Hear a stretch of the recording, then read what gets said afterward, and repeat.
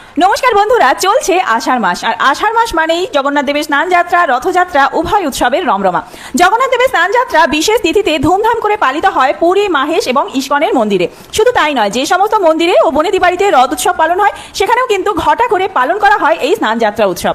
তবে এই বছর অর্থাৎ 2026 সালে স্নান যাত্রা উৎসব কবে পড়েছে? 14ই আষাঢ় সোমবার দিন দেব স্নান পূর্ণিমা। দেব স্নান পূর্ণিমা তিথিতে পালিত হয় মহাপ্রভু জগন্নাথ দেবের স্নানের উৎসব স্নান যাত্রা। এই দিন শ্রী শ্রী জগন্নাথ দেবের জন্মতিথিও রয়েছে। স্নান যাত্রা হিন্দু ধর্মাবলম্বীদের কাছে খুবই পবিত্র একটি উৎসব।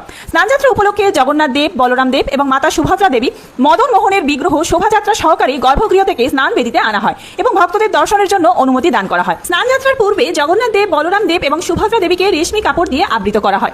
108টি কলস ভর্তি জল দিয়ে তাদের স্নান করানোর রীতি রয়েছে। স্নানযাত্রার পরে অর্থাৎ আষাঢ়ী পূর্ণিমা তিথি থেকে শুরু করে আষাঢ়ী অমাবস্যা পর্যন্ত ভগবানকে জনসাধারণের থেকে দূরে রাখা হয়, কারণ এই সময় 15 দিন জগন্নাথ দেবের জ্বর হয়। এই 15 দিন শুধু নিত্য সেবা চলতে থাকে। 15 দিন পর প্রভু জগন্নাথ দেব, প্রভু বলরাম দেব এবং মাতা সুভদ্রা দেবীর বিগ্রহকে নতুন সাজে সাজিয়ে জনসমক্ষে আনা হয়, আর সেই দিনেই পালিত হয় রথযাত্রা উৎসব। তো চলুন এবার জেনে নেওয়া যাক যে স্নান যাত্রা উৎসব কবে পড়েছে পঞ্জিকা অনুসারে। 14ই আষাঢ় 29শে জুন সোমবার দিন পূর্ণিমা তিথি, আর সেই পূর্ণিমা তিথিতেই স্নান যাত্রা উৎসব পালিত হবে। এই দিন সারাদিন পূর্ণিমা তিথি থাকছে।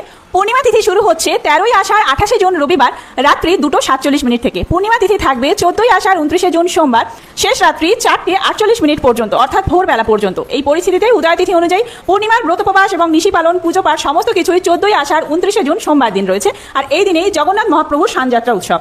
এই দেখুন সুন্দর করে ছবি দিয়ে বোঝানো রয়েছে।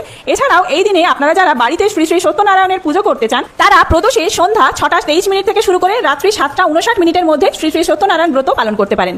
এই দিন গঙ্গা স্নানের শুভ সময় থাকছে। সূর্যোদয় হচ্ছে 4:58। এই সময় থেকে শুরু করে সকাল 6:30 মধ্যে আপনারা গঙ্গা স্নান করে নেবেন। আর সারাদিন যেহেতু পূর্ণিমা তিথি থাকছে, সারাদিন আপনারা স্নান দানাদি করতে পারেন। যাত্রা বা স্নান পূর্ণিমা তিথিতে অমৃতযোগ থাকছে সকাল 8:35 থেকে শুরু করে 10:22 মধ্যে, আবার রাত্রি 9:13 থেকে শুরু করে 12:03 মধ্যে। এর পরবর্তীতে রাত্রি 1:28 থেকে শুরু করে মধ্যরাত্রি 2:54 মধ্যে। আর মাহেন্দ্র যোগের সময় রাত্রি 3:36 থেকে শুরু করে ভোর রাত্রি 4:19 মধ্যে।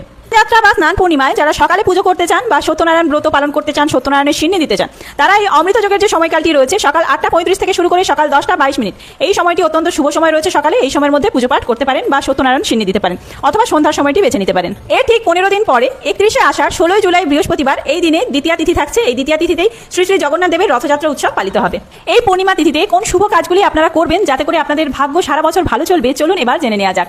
স্নানযাত্রার বিশেষ তিথিতে সকাল সকাল ঘুম থেকে উঠে নতুন বস্ত্র পরে গঙ্গায় স্নান সারতে হবে। এরপর মন্দিরে বা বাড়িতে থাকা জগন্নাথ দেব, বলরাম দেব এবং সুভদ্রা দেবীর পুজো করতে হবে। তবে পুজোর আগে তাদের অবশ্যই স্নান করাতে হবে। গঙ্গা জল ও কাঁচা দুধের সঙ্গে আতর, চন্দন ও কর্পূর মিশিয়ে তা দিয়ে নিষ্ঠা সহকারে আপনারা স্নান করান।